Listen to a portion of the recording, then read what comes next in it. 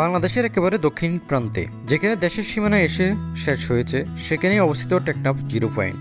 এটি শুধু একটি স্থান নয়, বরং বাংলাদেশের শেষ সীমানার এক প্রতীক।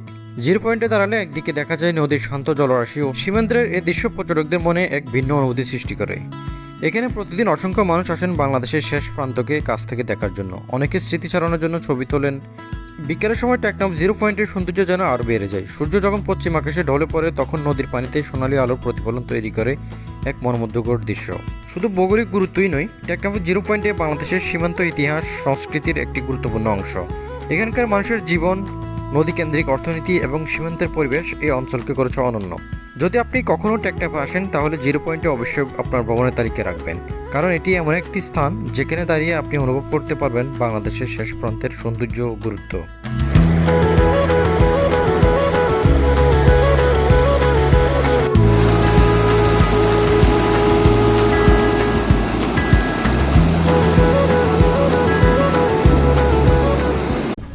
ভিউয়ার্স, আমরা এখন আছি হচ্ছে টেকনাফ জিরো পয়েন্টে, অর্থাৎ আমি যেখানে দাঁড়িয়ে আছি এটা হচ্ছে টেকনাফের জিরো পয়েন্ট।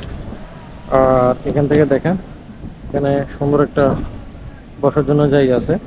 যারা বাইক দিয়ে ঘুরে করতেছেন বা অন্যান্য যানবাহন দিয়ে আসেন, সবাই আসি হচ্ছে এখানে একটু বিরতি নেই। আর এখানে সুন্দর একটা গড়ি আছে টেকনাফ জিরো পয়েন্টের, একটা সাইন হিসেবে দেওয়া আছে আর কি। সবাই এখানে রেস্ট নিই। এটা হলো টেকনাফ জিরো পয়েন্ট। দেখেন এখানে একটা গড়ি আছে, আমি যদি আপনাদের দেখান।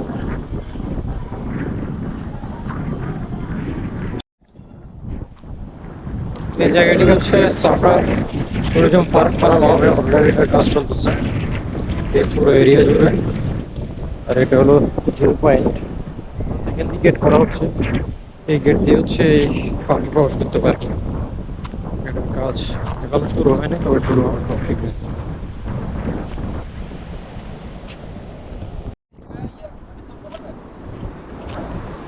টেকনাফ জিরো পয়েন্টে এসে আপনারা কিন্তু এখানে বিচে নামতে পারবেন। যে দেখেন, এখন হচ্ছে বাটার টাইম।